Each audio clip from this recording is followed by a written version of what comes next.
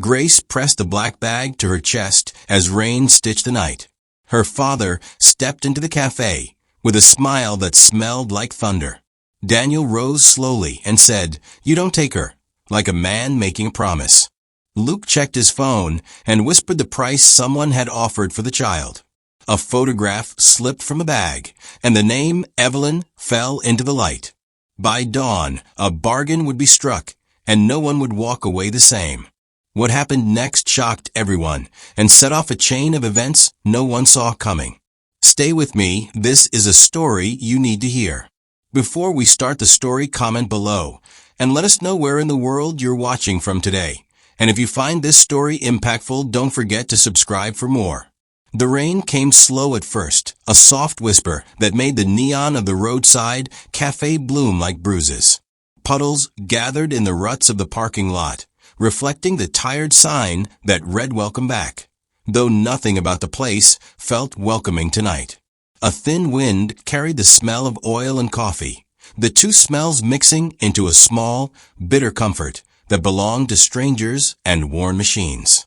Grace sat beneath the cafe's metal awning, her small shoulders hunched against the cold. Her jacket was too thin for the night and too big in the sleeves, as if someone had tried to bury her inside the cloth to hide the shape she made. Her shoes were scuffed, soles nearly worn through, but they kept her feet from getting wet. She kept her knees pulled up and her arms wrapped tight, holding a small black bag against her chest the way people hold secrets. She was quiet in a way that made the world speak louder around her. Cars passed with their radio hum and headlights. People who belonged somewhere and did not notice a skinny girl under a rusting awning. Grace listened to each sound as if it might tell her how long she had left. The rain read her like a clock. From where she crouched, she could see the highway, a dark line with whispers of light drifting along it. Motorcycles sounded on the road before they showed. First a low growl, then a chorus, like distant thunder moving closer. Grace pressed her cheek to her knees and watched the white lines of dust on the road blur as the bikes came near. Each new rumble made her heart beat faster, not from fear of the machines, but from a small, stubborn hope. She had packed the little black bag that afternoon. Inside were only 3 things and a note. The note was folded until its creases were soft from reading. The handwriting on it leaned left in a way that made it look tired. It said, in words she had traced with her finger a dozen times, "If I go, don't look for me. Don't bring him trouble. David. David." The name felt heavy in her mouth. Her father had said that name like a promise and a warning. Grace hadn't been able to forget the nights when his footsteps were storms and the whole house trembled. She had learned to count beats in the kitchen, the soft clink before silence, so she could judge whether to stay under the covers or slip out. She had learned where the loose floorboard creaked and where the light made no sound at all. She had learned to be small, quiet, invisible. But small and invisible did not change the shape of shadows that came for her. Tonight, something inside her had snapped like a twig. Maybe it was the way the rain cleaned the world, or the sudden emptiness of the house, or the burning ache of being only a weight to someone who should have loved her. She had packed the bag, put the note in pocket, and walked until the houses thinned and the lamps hung like tired moths. She had found the cafe because it was a place that smelled of late-night talk and old men, a place where strangers sometimes became safe by accident. Grace touched the bag now and felt it strap under her fingers, like the handle of a small animal she could not let go. She had been taught how to hide, under beds, in wardrobes, behind curtains. She had learned to hold her breath until her lungs ached. But hiding inside a house was different from hiding in the open. Out here the sky could see her, and the rain could listen, and the rumble of motorcycles promised a different kind of company, one that belonged to people who rode hard and spoke softer to lost things. The lead bike came first, a black shape sliding over wet asphalt. The rider hunched over his handlebars, rain splicing the edges of his jacket. His headlight was a bright eye that cut through the dusk. Behind him were others, not many, 5, 6, like a small pack moving with practiced grace. Their machines hissed and screamed and then settled into a steady, low note as they pulled into the cafe lot, tires splashing shallow water. Grace watched them like a child watching a story. She had never ridden on a motorcycle. To her, they were birds with iron wings, loud and free and dangerous in ways that did not belong to her. One of the bikes stopped closer to the awning. A man swung his leg over and stood, water running from the crest of his helmet. He was tall and broad-shouldered, with a beard that looked like it might hide a smile. He smelled of smoke and old leather and something else, care maybe. He lifted his helmet and wiped his face with the back of his hand. His name, Grace decided before he spoke, was Daniel. Names can feel like anchors. She held onto the one she made for him and tucked it in her pocket next to the note she could not throw away. He did not move immediately toward the cafe. Instead, he noticed the girl, not the others. His head tilted like a bird that had found something small in the grass. He walked over, boots making soft splashes, and stopped a few feet away without seeming to be anything but calm. "Hey," he said, voice low and quiet, so as not to scatter the rain. "You all right?" Grace's first instinct was to hide the bag under her arm, to make herself smaller. She had learned to be careful with strangers, and bikers were the kind of strangers her community told stories about. Rough men with hard eyes. But Daniel's voice was the sort that shaped itself around people. It had a patience that did not ask for much. She looked up. The light caught the wet on his cheek and made a small silver line. Rain slid down his neck like a forgetful child. Grace said nothing for a long beat, then managed, in a voice that sounded like a mouse, "I need help." That was simpler than the whole story. It left holes the size of storms. Daniel's shoulders softened in a way that made him look less like a machine and more like someone who could understand. He crouched down, careful not to get too close, not to frighten her. "What's your name?" he asked. "Grace," she said. He repeated it once, as if to taste the name and see if it fit. "Grace. That's a good name." Here, the narrator would tell you plainly. She was 11, quiet as a hymn, brave like an ember. She had a way of holding on that was more stubborn than any of her fears. She had learned to be small so she could survive. But also, in the soft parts of her, she still expected kindness to be larger than the damage done to her. Daniel looked at the bag pressed to her chest. "What's in there?" he asked softly. Grace would not say at first.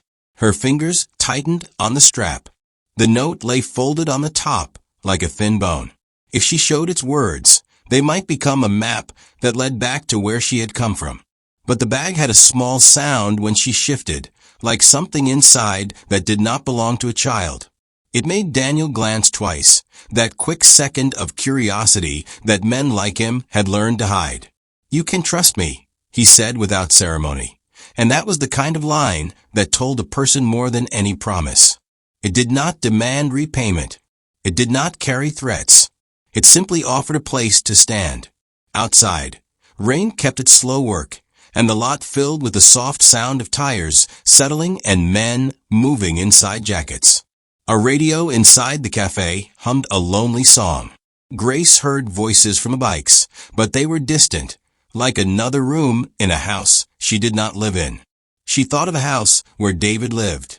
The way he had slammed doors, the way his shadow had been bigger than the space between the rooms. She thought of the promise that had turned into the note of the night she had decided to go. She thought of the black bag and the small thing inside that might change everything. Then she looked at Daniel and, without quite understanding why she trusted him, she nodded once. It was a tiny motion, the smallest agreement. She slid the bag into his hands. His palms were large, calloused, the kind of hands that could hold engines and children and secrets without breaking either. He lifted the zipper with a careful thumb and peered inside. He was not the first who would ever look into that bag. He might not be the last. But for now, under the rain and the weak neon, Daniel looked into the small black bag and found something that made his mouth tighten without warning. The thing inside was small and ordinary and terrible all at once. It was a photograph with a corner folded, a locket with its chain knotted, and a note, different from David's, tucked behind them. Grace watched his face as if it were a weather chart. He did not speak. His eyes held a shift that made him older than he had been 2 breaths before. Around them, the world went on, glasses clinking somewhere, a truck pulling away. But in that little square of wet light beneath the awning, the story had begun to change shape. Daniel zipped the bag closed and handed it back. "We'll help you," he said simply. The words were small. They were not a promise to fix everything. But to Grace, they were like finding a hand in the dark that wanted to hold hers. She nodded again, smaller this time, like she was agreeing to step into a new kind of trouble. The rain kept falling, as steady and cold as truth. The bikes waited in the lot, engines humming like a heart ready to run. The rain had learned every secret of the night by then. It fell soft and steady, washing the lot into a smear of reflected light. Inside the cafe, a radio crooned a song that belonged to no one. Outside, the bikes breathed and waited like restless animals. Grace sat with the black bag folded into her arms, and for a moment she let herself believe the quiet would hold. Then a new sound cut through the rain, heels on wet concrete, slow and sure. A voice came with them, a voice that had no right to be so calm. Grace's head lifted, because the name in her mouth, the name she had tried to unwrite from memory, was coming back toward her like a bird. "Grace," the voice called. She froze. The syllables were sharp as ice, a shape thrown across the water. Her heart kicked like a bird. Daniel moved first, half-turned to see who had spoken. The other bikers shifted, senses waking. From the road, a man came toward the cafe with a swagger that was all posture and blame. He was heavier than Grace remembered, and the rain made his hair slick against his skull. He wore an old coat with the collar turned up and a face carved with hard lines. When he stepped into the light, Grace saw David. He had not changed so much as grown into himself, taller, wider, more certain of the right to own people and rooms. At the sight of him, the space inside Grace pulled tight like a fist. The note in her head, "If I go, don't look for me," shivered under the damp. She had run from the house because of nights that bled and mornings that did not repair anything. She had come to the cafe hoping the world had some corners that did not belong to David. David looked at her with something that was almost hunger. For a beat, the air between them froze.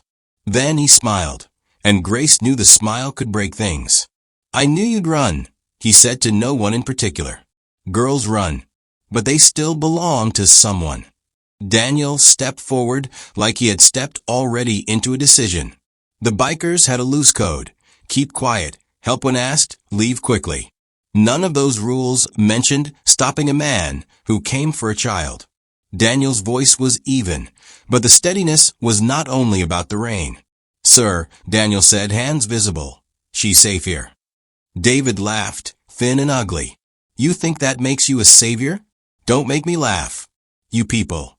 He spat the rest like an insult thrown in the mud. "You take what's not yours." Grace's mouth formed words she hadn't planned. "Dad, please." The word came out small. It lodged in the pause like a stone. David's eyes went cold. He moved with a quickness that did not belong to the heavy man. 2 steps, then a reach. His hand closed on Grace's arm like a vice. The hold was more about ownership than protection. Daniel reacted then, not loudly, just with a shove meant to make space. "Let her go," he said. David looked at Daniel as if a joke had been told badly. "Who are you then?" "Another fool." Before Grace could see what happened next, there was motion, fast and wrong. One of the bikers, a narrow-shouldered man with a wary face, stepped to block David. His name was Luke. He had watched Grace with an angle of curiosity from the start, an expression that never fully softened. When Luke moved, his hand brushed the black bag at Grace's side. For a second his fingers lingered near the zipper. The gesture was small, casual. nothing meant to be noticed. But Grace felt it like a pinprick. Outside, a car stopped, lights flaring. Someone had probably called. Or maybe David had walked straight to a cafe he knew would have eyes. In any case, the quiet had gone. David's grip on Grace tightened. Something in him clicked, a lock turned. "You think you can hide from me?" he said. His voice changed to something that had no room for jokes.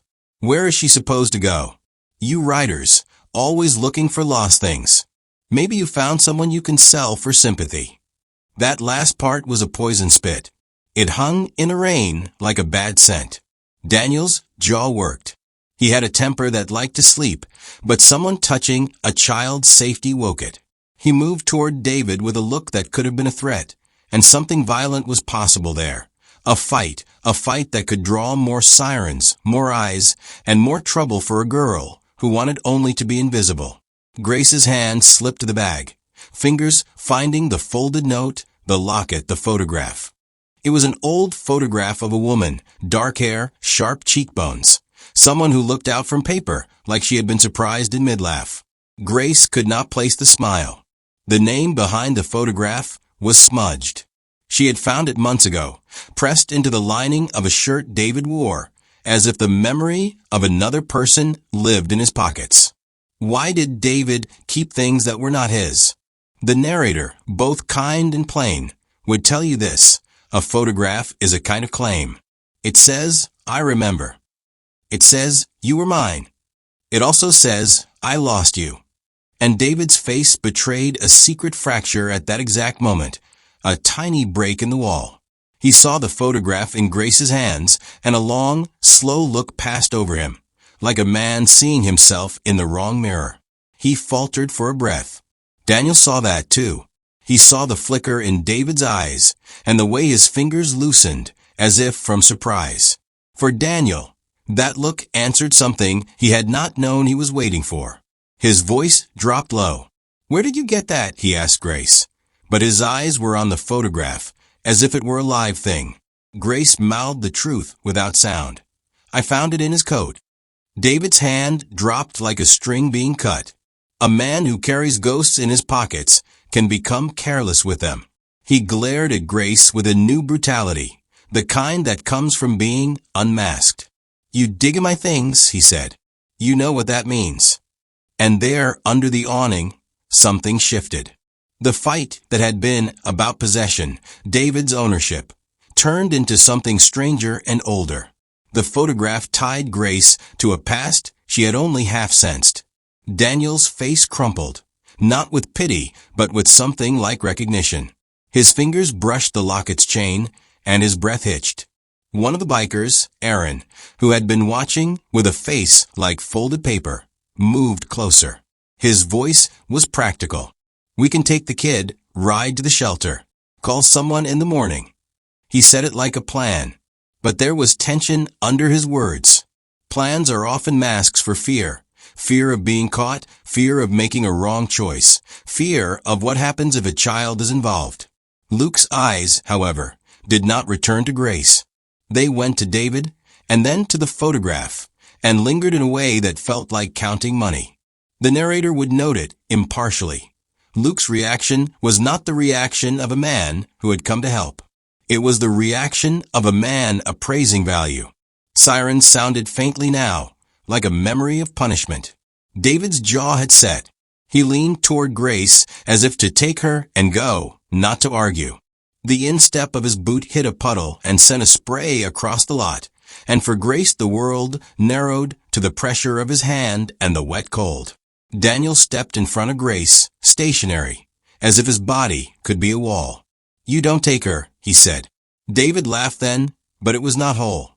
"I'll take what's mine. You can all sing hymns about charity if you like, but this is not yours to give." That was the line that cracked the air. It was an ultimatum that had a cost. The bikers looked at one another in that quick way people do when options fracture. Some saw a duty. Some saw trouble. Some saw a chance. Grace felt something small and terrible stir in her, a new kind of fear, the kind that knows decisions are being made about you without your consent. She had run to avoid a life shaped by other people's choices. And now she was in the center of another set of hands deciding what would be done. The rain made everything honest. It washed small details into view. The photograph, the chain's dull gleam, Daniel's knuckles where they had white lines, Luke's restless fingers, Aaron's practiced calm. The drama was not only about a father and daughter. It had levers and weights, small economies of loyalty and hunger and debt. The narrator, sympathetic and cool, would say plainly, this was the moment when Grace's running met a crossroad. People who help sometimes help because they must. Others help because it profits them. Daniel drew a breath, a sound that held a world of choices inside it. He thought of the photograph, of the small face in his memory he had not known how to name, and he felt a responsibility that could have been a rescue or a key to old wounds. He looked at Grace and then at David, and he made a choice that would be the beginning of everything that followed. We ride, he said. His words were steady. Now, Luke's mouth twitched like a man tasting fate. Aaron's shoulders tensed. David's eyes went wild, something like a promise to return. As Daniel moved toward his bike, Grace slid the black bag closer to her like a talisman. The photograph pressed against her palm, heavy and small. She did not yet know whose life it would unspool. Behind that small moment, a felt thread pulled taut. The photograph had landed them all somewhere dangerous. It was a hint, soft at first, of what might come. Loyalties tested, favors owed, bargains struck. And maybe, thought the narrator with impartial calm, some among them would trade small mercies for larger gains. They climbed into the rain. A girl clutching a secret, a man whose past brushed the present, and others whose faces showed that favors and betrayals are sometimes cousins. The road waited, and something had begun that would not go back to what it had been. They rode with the rain like a veil. The highway threw white lines under the bikes, and the night smelled of wet metal and hot rubber. Grace sat between Daniel and his tank, the bag tucked under her arm as if it were the only thing that could hold her whole. The engines droned to steady him. Around them, the world blurred into light and shadow. Daniel rode with a slow steadiness. He kept one hand on the throttle and the other near Grace, not touching unless she needed it.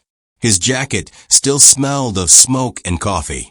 Once, when a truck passed and cold wind cut under their helmets, Grace felt a strength in him like an anchor. She did not know if that strength was safe or dangerous. She only knew it steadied her.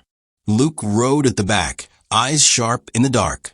He kept glancing at the bag like a man looking at a small, promising thing he had not yet decided to take. There was a hunger there that made Grace uneasy. Aaron rode beside Luke, hands loose on his grips. Aaron had a way of keeping his face like a closed book. He spoke when it mattered, and his words were short. As they crossed into the quieter part of town, Daniel finally spoke in a voice that did not push too hard. "Where are you running from, Grace?" he asked. She did not answer at first. Her throat felt like a dry cave. Then she told a small, honest story. The house where doors slammed, the nights that had weighed like stones, the way David's shadow came before him and stayed too long. She kept the big things out. Big things had a way of leaving prints on people. She did not want to add weight to other people's hands. Daniel listened. When she finished, he said, "You're done right coming away. You deserve sleep without fear." His words were simple, but they landed like blankets. Grace felt something loosen in her chest.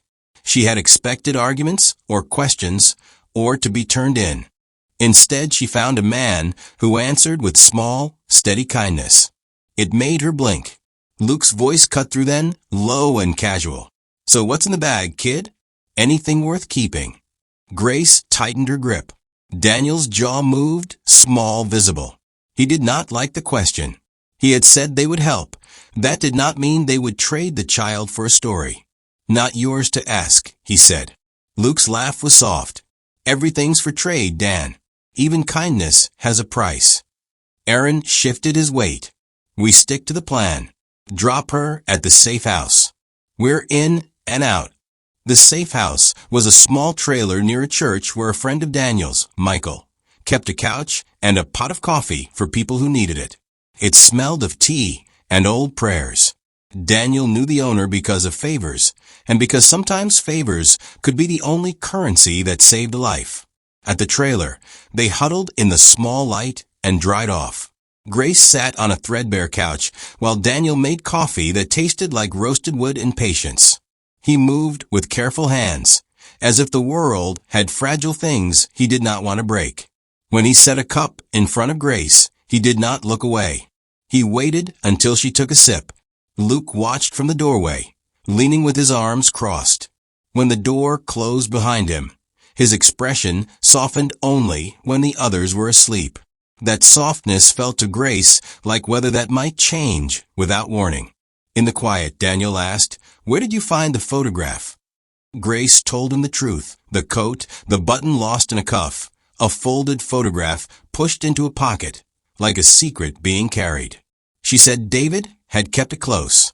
She described the woman's face the way you describe something that could not be held, only remembered. Daniel's hand trembled when she spoke.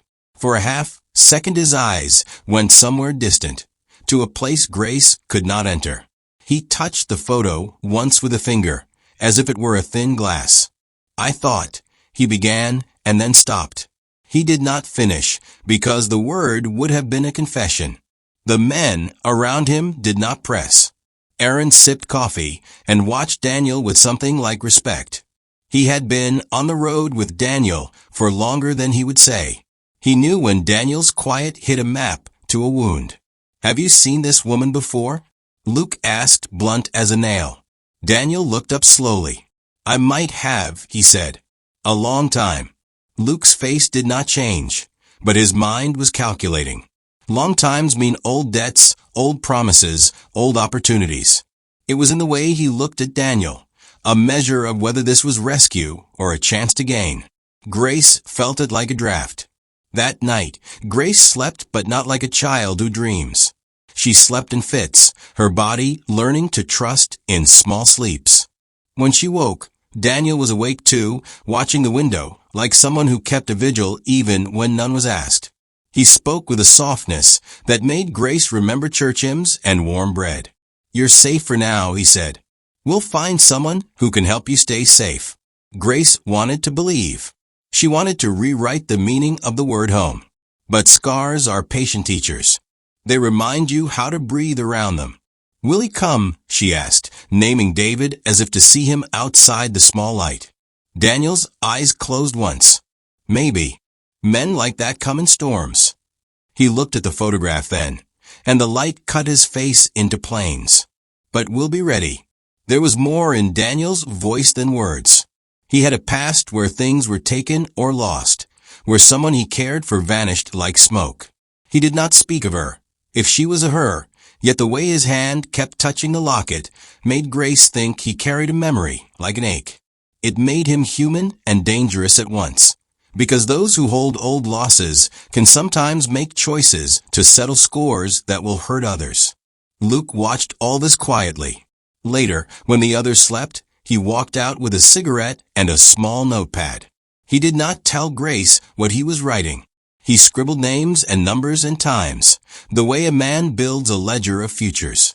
Aaron caught him once and asked a question with a mouth that did not give away its worry.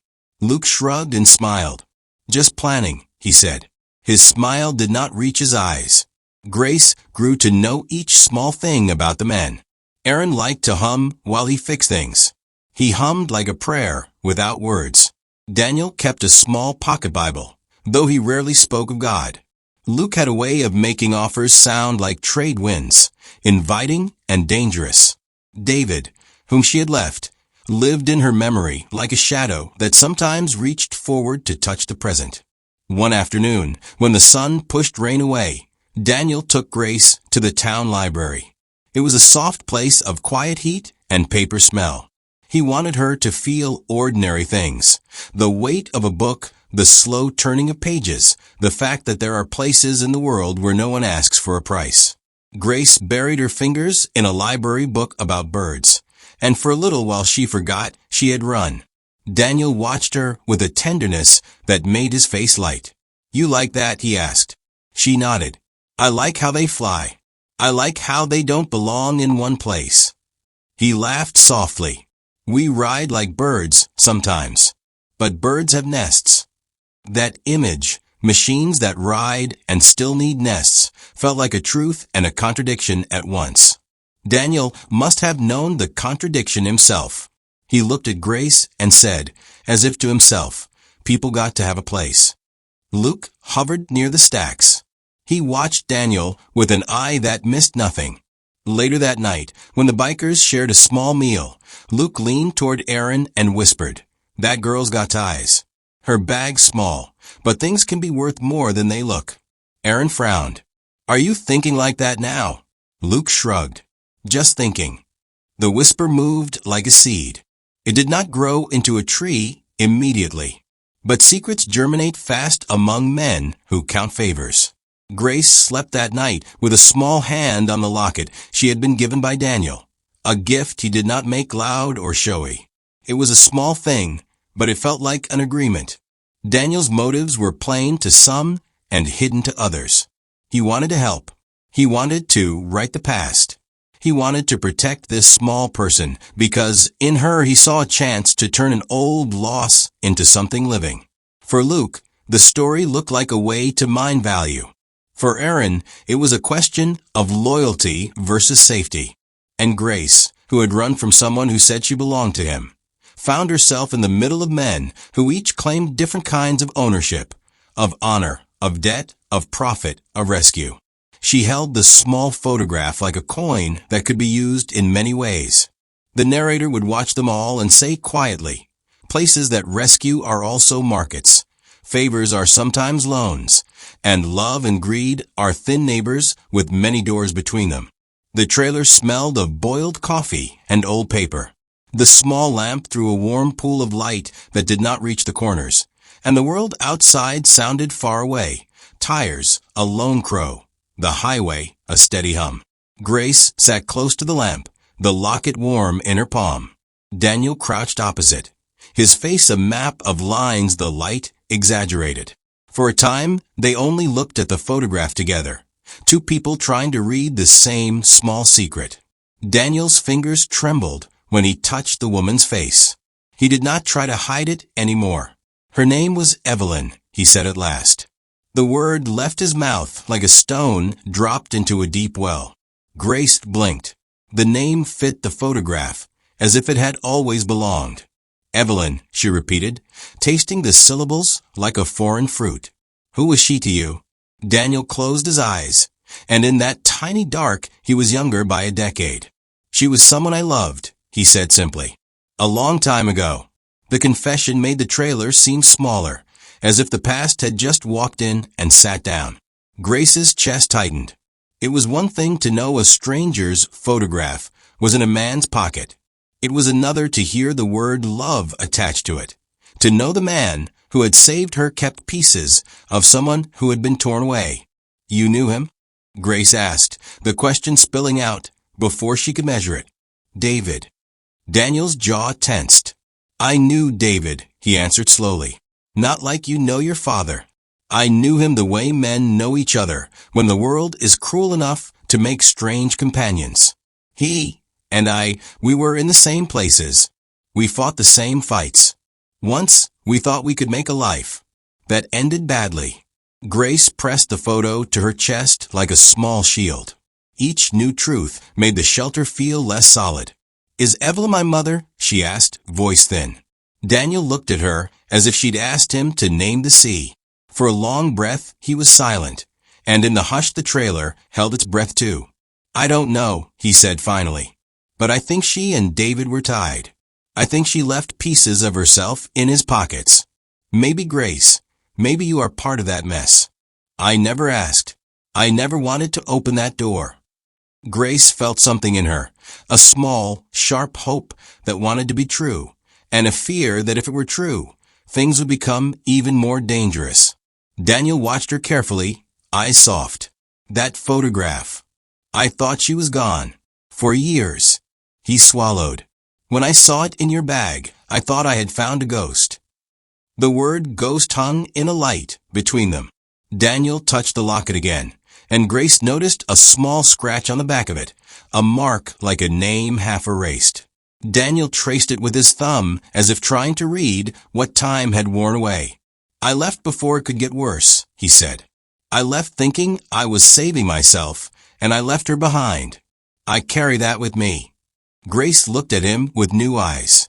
The steady man who'd offered a hand at the cafe had not been a stranger who stumbled into kindness. He had been a man who had once lost someone and had been living with the loss like a stone in his pocket. That loss explained his softness. It explained, maybe, why he had not asked more about the photograph when he first saw it, why he had only looked and let something older do the talking. Outside, someone coughed. It was a small sound easily explained by the weather, but both of them turned at once. Luke stood at the trailer door, a shadow with a cigarette glowing like a small promise. For a second, he looked ordinary. Just a man stepped out for air. Then Grace noticed the phone in his hand, the way he kept it close, the way his shoulders were hunched in a private conversation. Daniel's muscles tightened.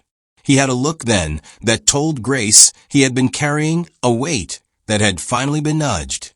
"Luke," he called, voice quiet. "You need something?" Luke's laugh came without warmth. "Just checking the routes," he said, "making sure the morning's clear." But Daniel heard the lie the way a man hears a knife underwater. The cigarette ash fell in slow punctuation. Luke's eyes flicked toward the bag by Grace's feet, and then away, quick as a bird. The movement was too fast to be casual. Grace's heart stumbled. She wrapped a hand around the locket and felt the chain bite into her knuckles. There was a small sound then, like paper being folded. Someone who did not mean to be secret being secret anyway. Luke spoke again low to the phone. Grace could not make the words at first, but then a name slipped through the hush like a raft. "Deliver at dawn." "Hayes wants her back," Luke said, voice barely above air. 800. Cash. No questions. The air left the room like a burst balloon. Daniel moved before Grace could think. He reached for the door and pulled it open so fast the cold wind pushed his hair back. Luke's cigarette fell between his fingers like a dying thing. He looked at Daniel without surprise. His face was blank, the sort of blank that hides instruments. "You sold her," Daniel said, each word low and steady, not screaming, but full of a danger that felt like winter. "You sold a child." Luke shrugged like a man shrugging off a coat. He did not bother to meet Daniel's eyes. "It's business," he said. "Hayes pays. You brought her into the wrong story, Dan. We can all use the money." Grace's stomach pitched. The word Hayes, David's name made bigger, older, was a rope thrown into a well she did not want to climb. Daniel's hands closed, a small white thing on the doorframe. "You told him we had her," he said, each syllable a verdict. "You told him where to find us." Luke's mouth worked.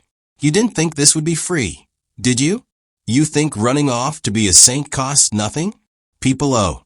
People collect." His tone was casual, but it was full of teeth. "I called him." He asked. I answered. Silence followed, thick and heavy. Aaron came to the doorway then, eyes wide in a way that was almost surprising. "Luke," he started, but his voice faded. He had never liked being surprised by the uglier parts of the road. Daniel stepped back into the trailer and shut the door, his body folding around Grace, as if to cradle her from the storm of what had just been said. He sat down slowly on the cot, and his face was hard. The lamplight cut angles on his cheeks that had not been there before. "You knew him," Grace said finally, a question that was more a small accusation than anything else. "You knew him all along." Daniel's breath left him in a soft rush. "I knew of him," he said. "I knew what he could do. I never thought anyone I cared for would end up in his ledger. I thought the worst was over. I was wrong. There was a betrayal in the trailer that had nothing to do with Luke offering the child to David. The bigger, quieter twist was Daniel's revealed history. that his life crossed with theirs long before Grace had ever run. The audience, if there was anyone outside watching, had to reframe what had seemed like a simple rescue. Daniel's rescue was not purely kind. It was threaded with guilt and old debts. He had a past with Evelyn and with David that made his choice personal, not noble in the pure sense. And Luke's betrayal made the help dangerous. The people sheltering Grace had ties to the man who wanted her. "You lied to me," Grace whispered, and it was a small, honest thing. "You said you'd help." Daniel's hand trembled on the locket. "I will help," he said. "But I didn't tell you everything because I didn't want you to be another thing I lost." The trailer held that for a moment, the kind of pause that has room for new shapes to form. Outside, the highway hummed as if nothing had happened. Inside, something had shifted and could not be put back in place. Luke's phone buzzed again, a small reminder that promises can be broken for money. Aaron looked from Luke to Daniel, then to Grace. "We can do this another way," he said, voice soft, trying to repair a world that had split. "We can move. We can confuse Hayes." But Daniel's eyes were hard and tired. "He'll come," he said simply. "He won't wait long." The betrayal had been revealed in 2 acts, a secret past pressed against a present, and a man's willingness to sell a child to the man who claimed her. The result was the same. Trust had been eroded. Grace felt it like rain on new skin. She pressed the photograph to her heart and listened to the small, human sound of men making choices that would mark the rest of their lives. They left the trailer before dawn, the world still blue and wet with last night's rain. The bikes coughed awake, metal singing a tired note. Grace tucked the photograph and locket into her shirt, fingers moving over them like she could smooth safety into place. Daniel swung his leg over and looked at each man as if naming them would make the path clearer. "We split," he said, voice low. "Aaron and I take the back road. Luke takes the front. Grace, you stay with me." Luke's face did not change when Daniel said it. He nodded like a man who keeps his face smooth for the weather. Grace watched him and felt the old prickle of being counted in someone's math. Luke put on his helmet slowly, hand steady. He held the throttle like a promise. The town still slept. Streetlights blurred with mist. They rode in a hush, wind cutting faces, engines and a soft chorus. The plan was small and simple. Make a distance, get to Michael's place near the river, and call people who could hide a child properly. But plans are paper when someone holds matches. Daniel kept glancing at Grace in the mirror, his eyes quick and careful. He wanted to tell her everything. The truth about Evelyn, the debt that had led them here, the people who could be bought with money, and the men who would not. He wanted to say it to clear his throat of the past, to make his promise heavier than air. Instead, he kept it small. "You hang on tight," he said. "Don't look back." Grace did not need to be told twice. She had learned to tuck her head when the world offered hands with questions. But in the quiet between the engines, she heard Aaron humming, a little tune that tried to push bad things away. It made the road seem almost ordinary for a moment. Ordinary can be dangerous. It makes people let down their guard. They reached a junction where the highway split. Luke slowed and made a show of checking his map. He tapped his GPS, face blank. Daniel did not like the way his fingers moved. The meeting at dawn had been Luke's idea when the money came. Cash, no questions. And now Daniel saw the shape of a choice in his friend's jaw. It was the shape of a ledger. "Just follow the plan," Luke said casually, like an echo. "We get paid. You keep your girl. Nobody gets hurt." Daniel's knuckles whitened on the handle. "There's no money worth that," he said. "You know who'd come for her. You know what he'd do." Luke's smile was small. "You and I both know what sells and what doesn't." He pushed his bike and turned away from the route Daniel wanted. Grace felt the world tilt. The group split in 2 lines, Daniel and Aaron, and Luke going the other way. A wind pulled at Grace's hair like a warning. The distance between metal and metal grew, and with it the fear that someone was carrying paper plans the way men carry fortunes, careless and necessary. They made it to Michael's trailer by noon. It smelled like boiled tea and old wool blankets. Michael, a thin man with a face like cutwood, met them at the door, eyes quick and kind. "Thought you'd be in by now," he said. No one answered right away. They had been watched from the start. That was a thing the road taught you. Daniel paced the yard like a man with a clock wound too tight. He kept stopping to look at Grace, who sat on a step and folded her hands like someone praying without words. Daniel chose actions like a man choosing stitches for a wound. He called a friend from the city, a woman who ran a shelter, something legal and quiet. She could take Grace in, he hoped, if they could reach her. But calls carry voices, and voices carry trails. While they waited, Aaron sat on an overturned bucket and began to change the tire of a small dirt bike Michael kept for errands. His hands moved with slow certainty. He hummed, but his eyes kept darting to the road. He had a softness that did not fit the edges of their life.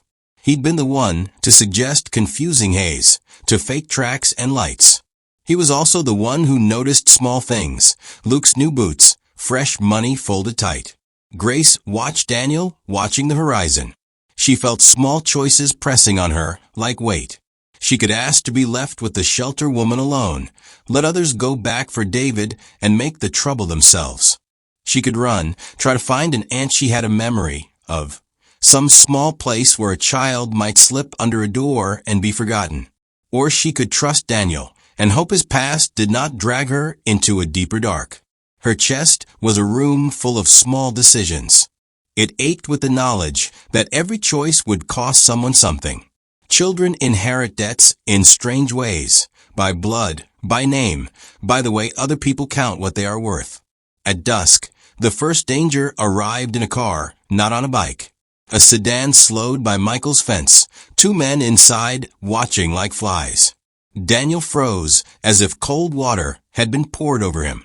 He knew that look. Men in cars were not always hired for violence. Sometimes they were the ones who found the weakest doors, the easiest bargains. The men stayed for a while and then drove off, but their passing left a taste like metal in the air. That night, Daniel kept a lantern lit. He let Grace sleep in the small room by the back. He stayed awake and looked at the photograph until the image of Evelyn grew edges in his head. He thought of a promise he had made to himself years ago. Never again. That promise had cracks. Each crack had a name. Luke's betrayal lived in small acts that made larger things possible. Daniel felt the sting of it, like a hand you thought trusted slipping in a pocket. But betrayal is seldom a single clean stab. It spreads like oil, slick and unpredictable. The money Luke had been offered would buy silence. It would also be dangerous. Daniel wanted to hunt down the man who paid, to break the ledger Hayes kept, to unmake the debts that had sent a child running. But revenge is a heavy thing. It can bend a man until the shape of his better self is lost. Aaron approached Daniel that night, unshaven and tired. "We can run," he said simply. "Not hide. Run. Make the trail wrong. Throw decoys. Hayes won't bother chasing if he thinks she's in another state." Daniel nodded. The plan had shape. It was a hard one, more moving, more risk, but a chance to keep Grace's name off a ledger and make men like Hayes chase ghosts. But a ghost can become flesh when someone wants it real. The stakes kept rising. Grace woke at midnight to boots on the porch. Shadows pooled outside. She sat up, heart thudding in a way that felt like a drummer calling a march. Daniel was already awake, listening. He moved like someone who had learned to be careful with noise. Michael, who had never been a fighter, was breathing through a small prayer. The sound of voices outside made their small house hold its breath.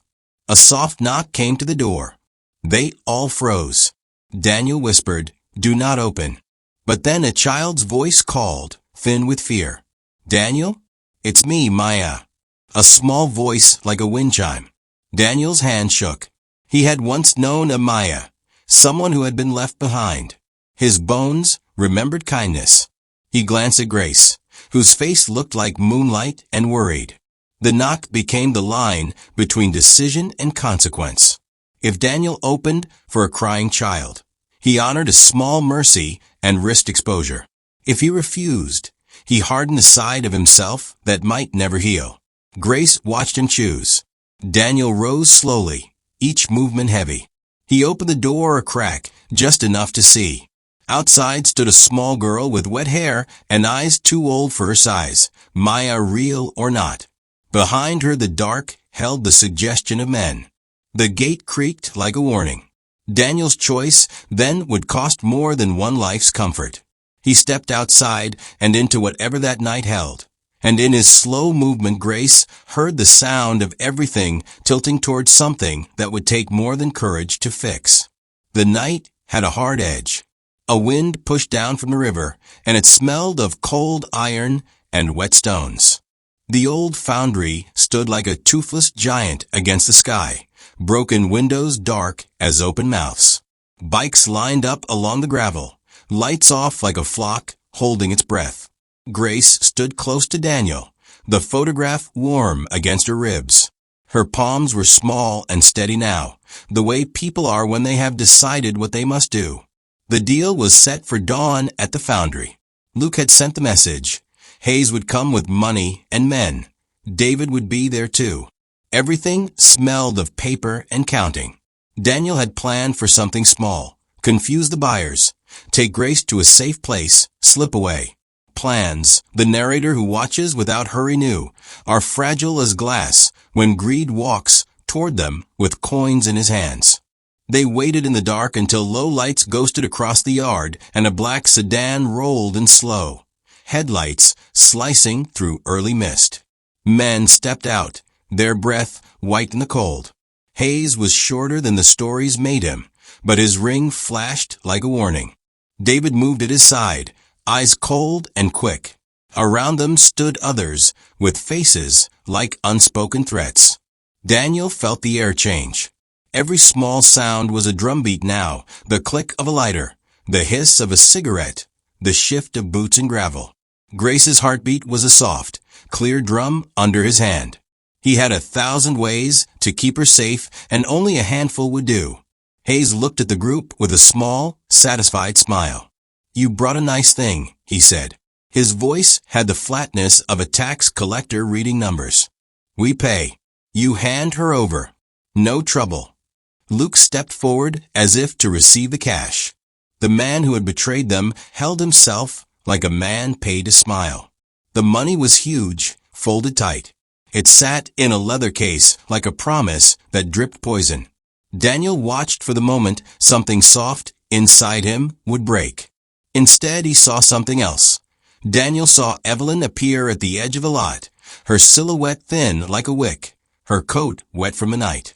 For a breath, the world forgot to move. Evelyn walked toward them with a slow, difficult courage you only see in people who have learned to carry pain and still stand. When she spoke, her voice was a small bell. "Stop," she said. She came close enough for Grace to see her face. Older, yes, but the same mouth that smiled in the photograph. Grace felt the air leave her like a cup tipped over. "Grace," Evelyn said, and the name had a weight like roots. The second twist landed then. Evelyn did not come as a beggar or a ghost. She came with a folder under her arm, heavy with papers and a small recorder. She had not been taken to a place of no return. She had been forced into working for Hayes, yes, but she had also learned how Hayes kept his books. She had been his ledger keeper. She had watched the money and the names. She had copies threaded through the file, evidence of trade, payments, ledgers, names of men who bought and sold. She stepped into the lamplight and held the folder up like proof that the world had another face. Hayes laughed first, then his laugh stopped like a snapped rope. "Evelyn," he said, and the name was not fear so much as discomfort. He did not like pages that could undo him. "You got bold." Daniel's face shifted into a map of old regret. The narrator who feels as well as sees would tell you this plainly. Daniel had left Evelyn once. He had left and promised safety, and his leaving had opened a door that Hayes had closed on her. That was the wound that walked behind Daniel all these years. And now, with Evelyn standing between them and Hayes, the past and present came face to face. David lunged then, like a man trying to catch smoke. He moved for Grace with a thin, brutal reach. Everything went into a sharp angle. Aaron shoved David back, wheels spun on wet gravel, and a gun flashed in his hand by the sedan. Noise took the place of thought. Command shouted, boots pounding, the metallic ring of a gun being readied. For one suspended second, Grace saw the world in frames. Daniel's eyes hard and bright, Luke's face turning from prophet to fear, Evelyn's steady hands holding the folder. Luke tried to move with the money, a last decision for himself. In that instant, Aaron stepped between him and the leather case. "You sold a child, Luke," Aaron said, voice low and sharp. "Betrayal, when it comes from a man you ride with, claws differently. It is deeper than any knife." Luke tried to step past, but Michael, standing at the side like a man newly large, grabbed his arm and spun him toward the ground. The scene became a slow cascade. Luke on his knees, the money slipping free, faces full of red and cold.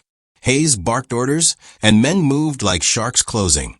Daniel felt the pressure of choices pile up. One wrong move and Grace would be taken, and the papers Evelyn held would be tossed into a well. He looked at Evelyn, the woman he had loved and abandoned, and the ache in him opened like a wound you have to walk through. Then Daniel did something he had not allowed himself to do before. He stepped forward into the light between Hayes and the rest. He put his hands up, flat and honest. "Take me instead," he said. It was a small sentence, simple as a prayer. It was a mixture of justice and penance mixed. The men around them froze.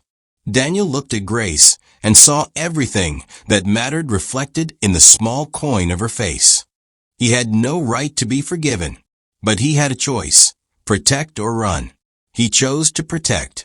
Hayes sneered and moved like a man enjoying cruelty. He snapped a command, and a man with a gun stepped forward. There was the crack of a pistol, sharp and small, and Daniel felt the hot line of pain through his shoulder. The world slowed at the edge of that sound, and in slow motion Grace saw Daniel go down, hand still extended as if to hold on to something that might not let him fall. Evelyn moved without hesitation. She had learned quick moves in cruel places. She pushed forward, pressing a recorder into a man's hand, playing voices that admitted things Hayes had hoped would stay quiet.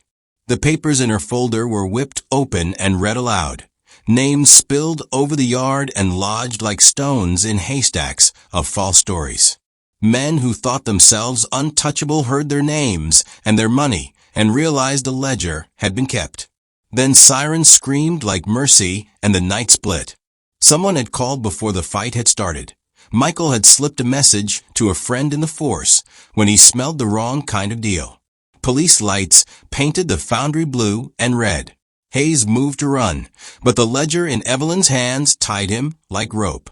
David tried to grab Grace in one last animal move and found himself pushed into custody as officers took in the scene. Luke tried to slip away, but Aaron held him prone. Betrayal had a price that night, and their one-time brother felt its weight. Daniel lay on the gravel with a dark bloom on his shirt. Grace crawled to him with hands that shook but did not tremble. He smiled a small, crooked smile when she reached him, pained, but real. "Did we get her safe?" he said, voice thin. "Yes," she answered, tears making lines down her cheeks that felt like a map to a new country. "Yes." Evelyn stood with the folder, breathing heavy, and in the sudden light her eyes met Daniel's. There were no easy words left between them. She had loved him. She had been betrayed by him. She had kept the ledger that brought him back to the edge of his own undoing. She had saved her daughter by being brave in a place that trained fear like a beast.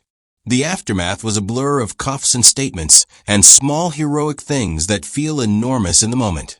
Michael's neighbor bringing blankets, Aaron holding Luke's head while the police led him away, Daniel apologizing in a voice hoarse with regret. The narrator who both feels and steps back would note, Justice had splintered the old ledger into pieces. It was not clean. Not everything mended that night. But truth had teeth. In the days that followed, Hayes's name was on papers that would not be allowed to fade. David faced charges. Luke took the ugliness of what he had done and sat with it in a cell. Daniel survived. His wound left him slower, humbler. He walked a new road with small steps. He could not erase the past, but he could make the present mean something else. Grace slept a little deeper those nights. She had lost an easy innocence and found a hard kind of safety. She learned that people could be both kind and dangerous at once, that betrayals could be paid for, and that confessing truth could be a kind of rescue. Daniel sat with Evelyn and Grace by the river once the noise had faded, and he spoke the words Grace had needed: truth, apology, a promise not to leave again. Evelyn listened, folded the folder closed, and for the first time in years, she let the word mother rest in her mouth without a choke. The narrator closes this scene not with a tidy moral, but with a quiet. People make choices. Some are selfish. Some are brave. Sometimes those choices cut deep and heal slowly. Grace, who had run to hide from a house that taught her to be small, learned to plant small flags of her own, flags of belonging, not possession. She kept the photograph and the locket, but she kept them not as proof of pain, but as a map of where she had come from and where she might go. In the cold morning after, when the river let go of the fog like a held breath, Daniel and Evelyn and Grace walked, slow and uneven, toward a place neither of them could name yet. The foundry was behind them, full of the noises of a night that had ended. Ahead was a road, and with it the unfinished work of forgiveness and truth. The days after the foundry moved like slow weather. Police lights faded into normal light, and the town began to forget the quick, violent shape of that night. But memory is not a thing that erases itself easily. It settles into the body like a scar, new and tender, then older and still there. Grace learned the small vocabulary of recovery. Statements to give, questions the social worker would ask, the names of people who would say the right things in court. She sat in a small room with Evelyn across from her and watched the woman unfold like someone who had learned to be careful with softness. Evelyn's hands were not the same as the hands in the photograph. They were knuckled and stained from hard work. They trembled sometimes, but they were also the hands that had kept a ledger full of other people's wrongs. And that ledger had, in the end, saved one small life. "It's you," Evelyn said one evening, the words heavy and simple. They were the sort of sentence that closed a loop as much as it opened one. Grace saw a name land inside a mouth that had been practicing it, mother, and the word fit awkwardly but true. Grace did not answer at first. Names of power, and Grace had been carrying one that meant many things she had not chosen. She folded her hands and thought of the house she had left, of David's shadow, of the note she had packed and kept against her chest. She thought of Daniel's steady hand, of Aaron's soft hum, and of Luke's small, bad decision. She thought of the locket warm against her skin. She had been given two kinds of truth, the legal kind which the court would need, and the private kind, which would take years to sit right inside her. When she finally spoke, her voice was steady in a way that surprised her. "How come you left?" she asked Evelyn, not with blame, but because questions need answers before they rest. Evelyn's eyes filled and then cleared. "I didn't have a way," she said simply. "I fought. I ran. I was made smaller by the world, Grace. But I kept watch. I kept proof. I learned to be quiet and to keep paper. Paper can speak when people are too tired." That answer was not neat. It was a woman telling a child the truth without softening it into a lie.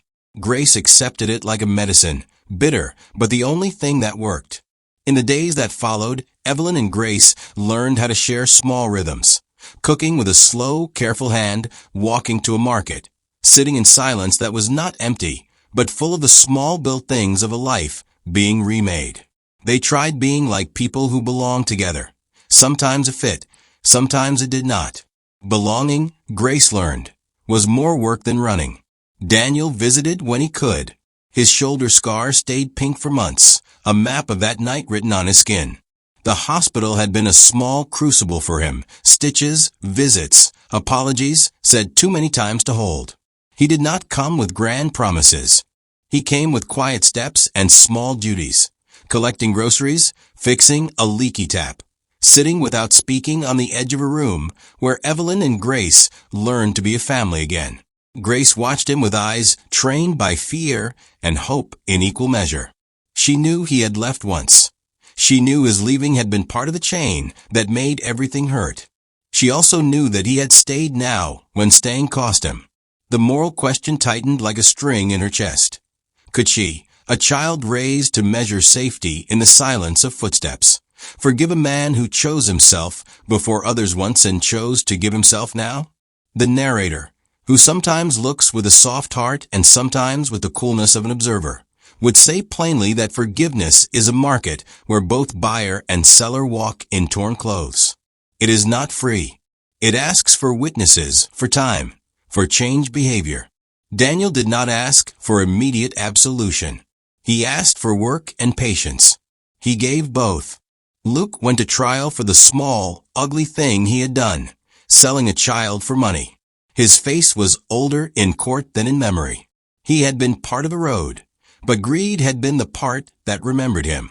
He took his sentence and sat with it. Aaron testified against him, thin-lipped and steady. His testimony, a small gift of truth that cost him. Hayes' ledger became the backbone for a larger sweep. Names were followed. Stashes were found. Men who thought themselves invisible were hauled into rooms with bright lights and legal papers. David's cuffs were another close, necessary thing. A man who had tried to own a child had to answer to the law. None of that unmade the fear Grace had felt, but it carved space for restoration to begin.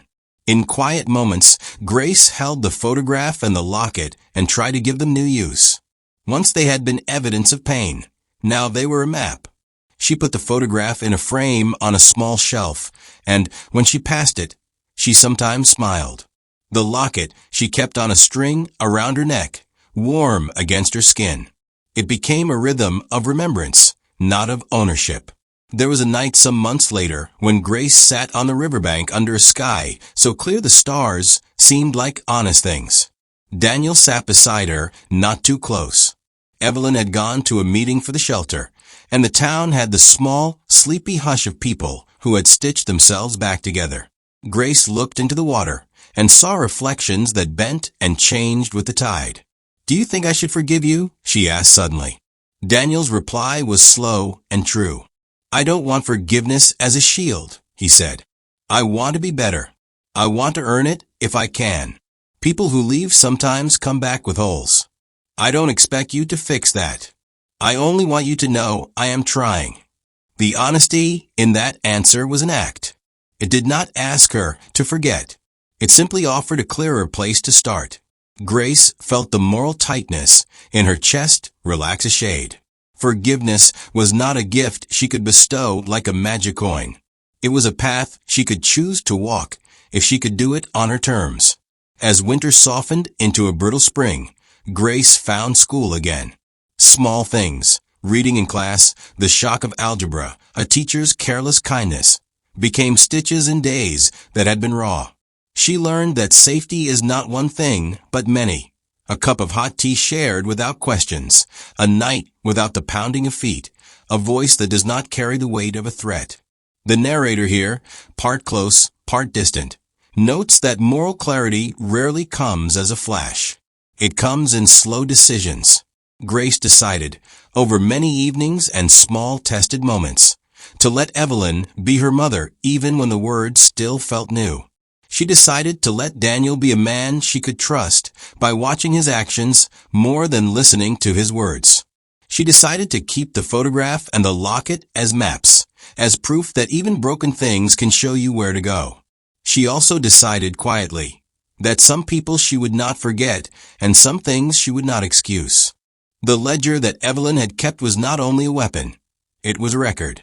It ensured that those who had traded human lives would not do so again without consequence. Justice was imperfect, but it gave shape to a new order. Grace learned there is bravery in refusing to erase harm, and there is bravery in learning not to carry it as your only identity. On a bright morning, not long after, Grace stood in a small courtroom to give a statement. Clear, short, true. She spoke of fear and of one small, saving kindness. She spoke of debts paid and of a woman who had come back armed with paper and courage. The judge listened, and the gavel fell like a small relief. Afterward, Daniel took her hand at the courthouse steps and let it rest there without holding too tight. Evelyn squeezed both their hands and did not say a long thing. Sometimes the simplest gestures are whole sentences. Grace left the court with a new kind of weariness and a new kind of hope. She knew she would carry the nights with her for a long time. She also knew she would not let them write the last lines of her story. In the quiet that followed, she sat with the locket and the photograph and thought of how the world had both hurt and healed her. The narrator who watches with empathy would say this: life hands us truths that ask us to choose how to live with them. Grace chose to hold truth like a lamp, something to guide, not to burn. She chose to forgive where it made sense, to demand justice where it mattered, and to love in ways that were careful, chosen, and brave. I hope you enjoyed that story. Please share it with your friends and subscribe so that you do not miss out on the next one. In the meantime, I have handpicked 2 stories for you that I think you will enjoy. Have a great day.